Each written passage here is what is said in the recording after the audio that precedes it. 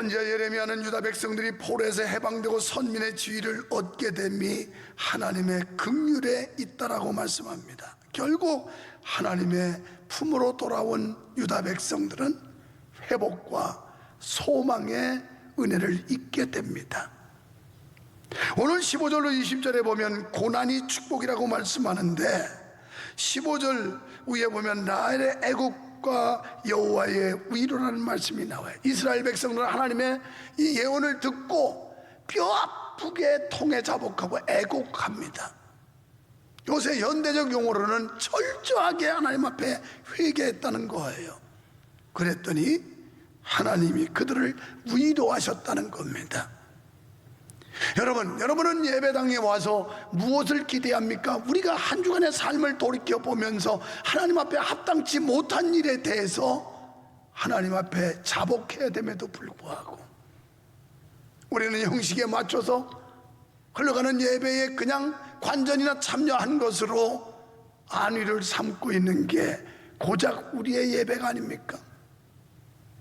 한 주간의 삶을 말씀에 비추어보고 하나님의 뜻에 견주어 보면서 바로 살지 못함을 안타까워하고 가슴치고 통해 자복해야 됨에도 불구하고 우리는 그런 감정도 없이 한 날, 두 날, 한 주, 두 주, 한 달, 두 달, 벌써 수십 년의 삶을 반복적인 삶으로 이어져 오고 있지는 않습니까? 전혀 변화의 조짐이 없는, 전혀 진전이 보이지 않는 이런 도로재턱의 신앙생활을 하고 있지는 않는가요? 바벨론의 침략으로 이스라엘 백성들은 크나큰 환난과 시련을 당했습니다. 그래서 오늘 본장 34절에 그들이 다시는 각기 이웃과 형제를 가르쳐 이르기를 너는 여호와를 알라 하지 아니하리 이는 작은 자로부터 큰 자까지 다 나를 알기 때문이라 내가 그들의 악행을 사하고 이런 말씀을 해요. 결국 이스라엘은 환난을 통해서 하나님께 가까이 나갈 수 있는 계기가 되었다는 겁니다. 요새 말로 말하면 육체의 질병 때문에 하나님을 찾게 되었고 가난 때문에 하나님 앞에 가까이 나가게 됐고 삶의 곤고 때문에 하나님의 은혜를 구하는 삶으로 전환되었다는 겁니다. 그래서 이스라엘은 환난을 통해서 하나님을 다시 찾았습니다. 시편 80편 3절에서 성경은 이런 말씀을 합니다. 하나님이여 우리를 돌이키시고 주의 얼굴빛을 비추사 우리가 구원을 얻게 하소서. 주님의 얼굴빛을 비추어줘서 결국 성령의 빛이 성령의 은혜가 우리의 마음속에 임하게 될 때 우리는 구원을 얻게 된다라는 겁니다. 그리고 사도 바울은 이런 의미에서 환난 중에도 즐거워라고 말씀하고 있어요. 여기 누가 환난 당했는데 즐거워할 사람이 있어요? 원통하고 한 맺히는데. 그런데 성경은 환난 당할 때 즐거워하라고 역설적으로 말하는데 그 이유는 로마서 5장 4절에서 이런 말씀을 해요. 인내는 연단은 소망을 이루는 줄 알미로다. 우리가 하나님이 연단하실 때 잘 인내하고 참고 견디면 소망을 이루게 된다는 거예요. 5절에서 또 이런 말씀이 나와요. 소망이 우리를 부끄럽게 하지 아니함은 우리에게 주신 성령으로 말미암아 하나님의 사랑이 우리 마음에 부은 바 됨이다. 아멘. 소망을 놓치지 않고 소망의 끈을 끝까지 붙잡고 있을 때 우리를 부끄럽게 하지 아니하며 우리에게 주신 성령으로 말미암아 우리의 사랑이 하나님의 사랑이 우리 마음에 부은 바 된다. 오늘 여러분의 마음속에 하나님의 사랑이 부은 바 되는 은혜가 있기를 축원합니다. 또 오늘 20절에서 에브라임은 나의 사랑하는 아들 기뻐하는 자식이 아니냐 내가 그를 책망하여 말할 때마다 깊이 생각하노라. 그러므로 그를 위하여 내 창자가 들끓으니 내가 반드시 그를 불쌍히 여기리라. 여호와의 말씀이니라. 그러니까 하나님의 백성 하나님의 자녀된 자들을 그들의 범죄와 그분의 타락으로 말미암아 우상숭배함으로 하나님이 징치는 하지만 하나님 마음도 아프다는 거예요. 측은히 여긴다는 거예요. 요즘 뭐 현대 부모들이 자식의 종아리에 회초리 매는 되는 사람이 얼마나 있을까요? 없어요. 내 때도 우리 딸 아들 딱 한 번 회초리를 댔던 것 같아요. 허물어진 교회 지하실 10평짜리 살 때 애들이 뭔가 잘못해가지고 회초리 가져와 이놈들. 그래가지고 회초리로 종아리를 때렸는데 우리 딸은 겁에 질려가지고 무서워서 아빠 잘못했어요, 아빠 잘못했어요. 그래도 맞아야 돼. 그런데 회초리를 종아리에 때리는 그 부모의 마음이 편안할까요? 너무 안쓰럽기도 하고 측은하기도 하고 자식 잘 되라고 훈계는 하는 거지만 어쨌든 부모의 심정이 편안하지 않은 것처럼 오늘 하나님의 마음도 그렇다는 거예요. 어쩔 수 없이 우리를 바로 세우기 위해서 하나님께서 징치는 하시지만 하나님의 마음이 그냥 끓어오르는 그 측은함이 있다는 거예요. 이게 하나님의 사랑입니다. 사랑. 우리의 심령을 상쾌하게 해준대요. 여러분 예배당에 와서 예배할 때마다 이런 은혜 받고 가시기를 축원합니다. 그래서 상쾌하게, 올 때는 그냥 우거지 상하고 앉아서는데 갈 때는 그냥 상쾌해가지고 아이고 신난다, 아이고 신난다 이러고 가면 얼마나 좋겠어. 올 때도 죽을 상, 갈 때도 죽을 상, 이래 살면 얼마나 딱해요. 그 다음에 연약한 심령을 만족하게 한대. 연약한 심령, 마음 약한 사람, 여린 사람 모두 다 만족해 하는 은혜를 주신대요. 이런 은혜 보니까 내가 깨어보니 내 잠이 달았더라. 꿀맛 같은 잠이야. 꿀맛 같은 잠. 세상에 여러분 삶이 곤고하고 힘들고 걱정 근심 있으면 잠을 못 자잖아요. 그런데 하나님이 이런 회복의 은혜를 주셨더니 잠이 달았대. 잠이 달았대. 여러분은 그냥 머리를 베개에다 대기만 하면 잠드는 은사가 있기를 축원합니다. 말똥말똥 뜬 눈을 세워봐. 아멘 하는 사람은 그렇게 좀 세워봐. 살만한지. 캄캄한 밤에 자야 되는데 잠이 안 와가지고 두 눈이 말똥말똥 눈알은 뻑뻑한데 잠이 안 와. 이거 진짜 고통스러운 겁니다. 낮이나 가다 돌아다니지 오밤중에 누가 만나겠어. 만날 사람도 없고.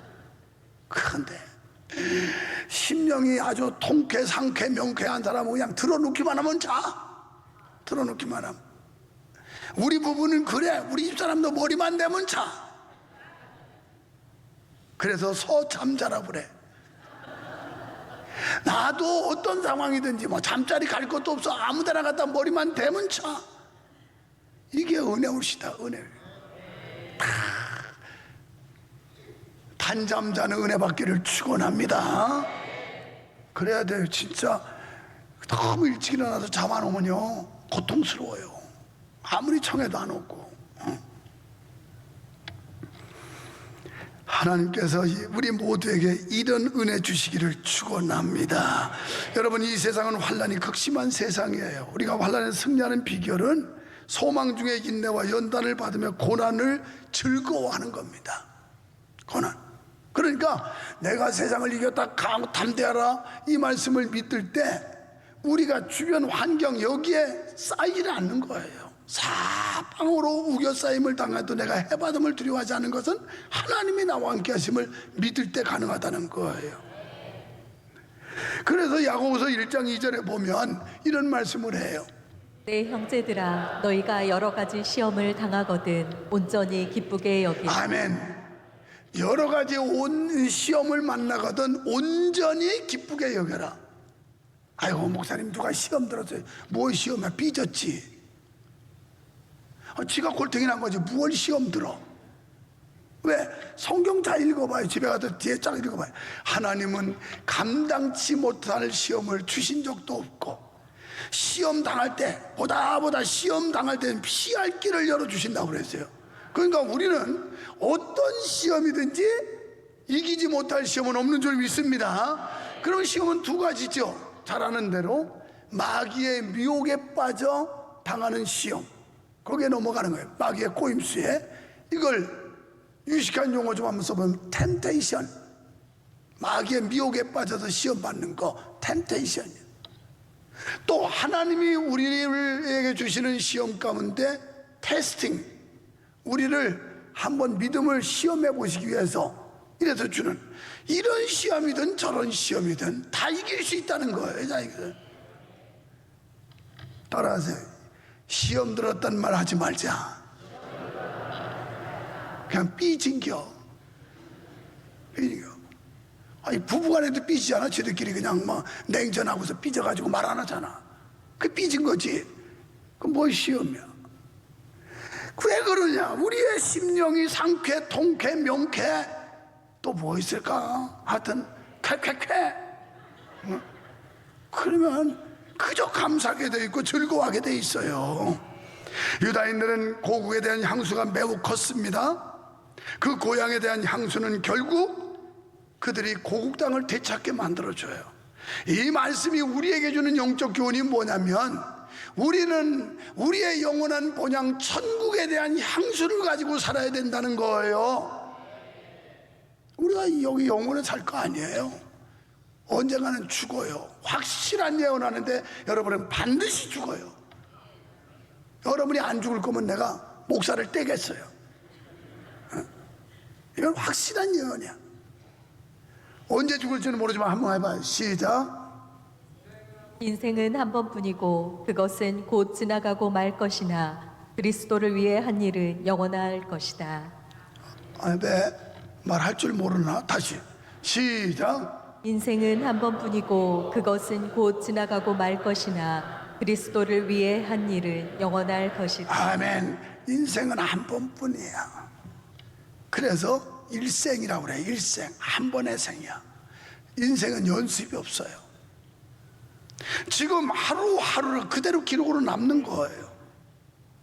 인생에는 지우개가 없어요. 잘 살았든 못 살았든 지나온 과거는 그냥 남아있어요. 그거 지워서 아이고 그때 잘못 살았네, 다시 살아야지, 그런 기회가 주어지잖아요.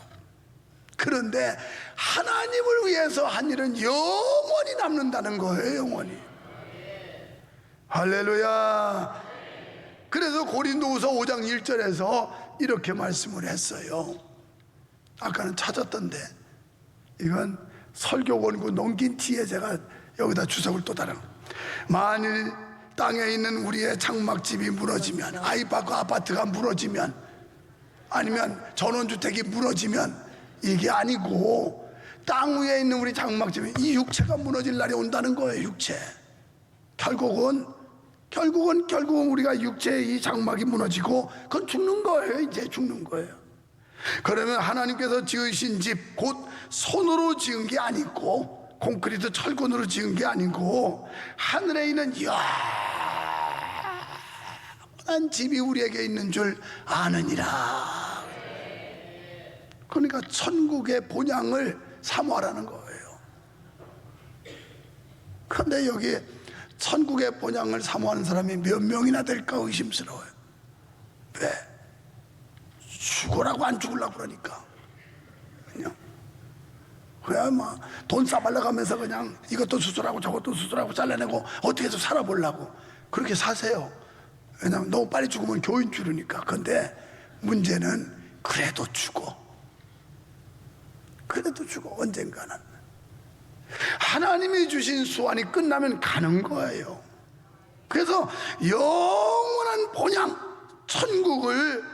천국에 대한 향수를, 이걸 갖고 살라는 거예요. 그거 아니면 우리는 믿음의 목적이 다 빗나가는 거예요. 우리가 천국 가려고 예수 믿는 거지 다른 이유가 없잖아요. 그래서 영원한 천국, 하나님의 나라. 이 땅에서 아파트 좀 좁다고 낙심하지 마세요. 까짓 거. 요한계시록에 보니까 의리한데 막 황금 보석으로 꾸며가지고 그거 목에다 못 걸고 여기다 액세서리 못했다고 한 맺혀서 그렇지만 그까지 다 소용없어. 죽을 때는 다 빼놓고 가야 돼. 그런데 천국 가면 그냥 번쩍번쩍해서 막 황금 보석 꾸민 집으로, 아니 보석이 아니라 황금으로 꾸면 돼. 그까지 18K 24K 이런 거 아무것도 아니야. 그냥 황금으로 꾸면 돼. 황금으로. 누구 집? 우리 집. 이걸 믿을 때 마음의 부자가 됐고 믿음의 부자가 됐고, 그럴 때 하나님께 감사하는데 이런 믿음이 없으니까 항상 한탄만 하고 불평만 하고, 아이고, 어떤 년 그녀는 그냥 학교 다닐 때 그 공부도 꽁뚱하고 그랬었는데 어떻게 신랑 하나 잘 만나가지고 말이죠, 기사 두고 좋은 차 타고 다니고, 아이고 참 사람 팔자 시간 문제네. 그런데 내 팔자는 어떻게 신랑이나 깨떡 같은 거 하나 만나, 내가 그때 콩깍지가 눈에 씌었지. 아이고 어쩌다 내 인생이 이렇게 다 망쳤나. 그러지 말라고. 지금 만난 그놈이 그래도 천생연분이라고. 아멘 안 해. 이 여자들 수상해. 목사님 그런 식으로 위로한다고 내가 위로받을 것 같습니까? 이야, 이거 골치 아픈 사람이야. 위로를 받아야 되는 거지. 그래요, 황금보석 꿈인지. 거기는 아예 그냥 몸에 두르고 사는데 그까짓 거 내가 여기다가 뭐 금붙이지 뭐 팔찌 목걸이 그까짓 거 여기다 다이아 귓구멍에다 못 박았다고 그게 무슨 한 몇 킬 거냐. 그건 나를 위해 그거 좋아하는 권사가 좀 비글비글 웃고 있어요. 이거 그러면서 누구라고 프라이버시 때문에 내가 말은 안 해요. 안 하는데 그래도 목사님 두르고 다녀야지요. 걸고 다니고 막 그러는데 다 소용없어. 다 소용없어. 거기 가면 막 번쩍 눈이 부셔서 못 본대. 요한계시록 좀 읽어봐. 아주 읽어봐. 그러니까 가난하다고 한탄하지 마세요. 돈 없다고 낭망하지 마세요. 그거 이 땅에서 조금 불편은 하지만 영원한 천국에서 영원히 부자로 살 거 생각하라고요. 부자로. 할렐루야. 하나님은 말씀하십니다. 나는 그들의 하나님이 되며 그들은 내 백성이 되리라. 이 하나님께서 자신의 백성을 끝까지 보호해 주실 줄 믿습니다. 하나님이 나의 하나님이시니 이스라엘은 바벨론의 지배와 박해를 이길 수가 있었어요. 하나님은 우리를 과거의 죄악에서 현재의 환난의 미래의 사망 권세에서 우리를 구원해 주십니다. 그러면서 34절 하반절에서 다시는 죄를 기억지도 않겠다 그랬어요. 이제 더 이상 믿으라고 할 필요가 없다는 거예요. 어린아이부터 어른까지 전하지 않아도 다 믿는 사람이 됐다는 거예요. 여러분의 집안에 아들, 손자, 며느리 할 것 없이 모든 가족이 다 하나님을 아는 역사가 있기를 주의 이름으로 축원합니다. 그분은 어떤 분인가? 하나님은 우리 하나님, 여호와 하나님이 우리 아버지인데 그분은 목자가 양무리를 먹이듯이 우리를 먹이시며 우리를 품에 안으시며 안전한 곳으로 인도하시는데 우리가 그 사랑의 하나님의 품에 안겨야 돼요. 하나님께서 두 팔을 벌리고 내게로 오너라 하는데 싫어요 하고 도망가잖아요. 어제도 우리 집사님들이 저녁 먹자고 그래서 가서 먹었어요. 그래서 우리 같은 아파트에 우리 집사님들 나 태우고 간다고 그래서 태우고서 그냥 바로 집으로 가자. 내가 교회 내릴 게 아니다. 전 교회에서 자니까 우리 손주들 일주일 동안 못 봤는데 가서 얼굴이라도 보고 잠깐 나와야 되겠다. 현관문을 여는 순간 신발이 수십 개가 있는 거예요. 이게 와우, 이거 웬 신발이 이렇게 많은가. 들어가 봤더니 애들이 그냥 세 배로 나눠져 가지고 머슴 애들 따로, 또 조그만 여자애들 따로, 조금 큰 애들 따로, 방마다 세 방에 다 갈라져 있고 어른들은 식탁에 둘러앉아 가지고 만찬을 하고 있고. 그래서 와우 그랬더니 우리 손자가 찬유가 딱 보더니 준비 땅 하고 달려오는데 나는 걔가 달려오면 항상 허리에 힘주고 있어야 돼요. 아랫돌이 힘 안 주면 그냥 넘어가요. 얼마나 땡땡하고 그런지 몸무게도 센 데다 힘이 세. 그래가지고 달려오다니 그냥 바짝 뛰어서 여기까지 다리를 착 걷고 가는데 우리 사모님 같으면 뒤로 자빠져요. 감당 못해. 난 그래도 힘주먹이나 있으니까 되는데 그래가지고 할아버지한테 탁 안기는데 얼마나 행복한지 몰라, 얼마나 귀여운지 몰라, 얼마나 사랑스러운지 몰라. 우리가 하나님께서 팔을 벌리고 계신데 그 팔에 우리가 안기기를 바라는데 뺀질하고 요리 빠져 도망가고 저리 빠져 이리 와라 싫어요 싫어요. 얼마나 얄밉겠어. 얼마나 얄미워. 오늘 사랑하는 여러분, 하나님의 넓은 가슴, 하나님의 사랑의 품에 안기시기만 하면 하나님이 우리를 책임져 주십니다. 하나님이 함께 하십니다. 우리의 심령을 상쾌하게 하십니다. 연약한 마음을 강하게 하십니다. 이 하나님의 은혜가 있기를 축원합니다.